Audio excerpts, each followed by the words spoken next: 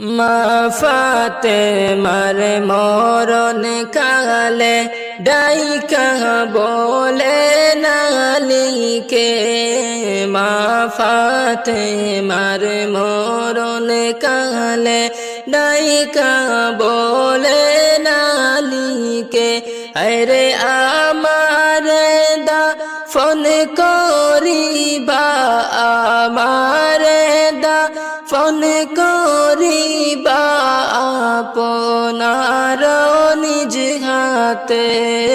হাসবি রব্বি জাল্লাল্লাহ মা ফি কলবি গায়রুল্লাহ, নূর মুহাম্মদ সাল্লাল্লাহ লা ইলাহা ইল্লাল্লাহ।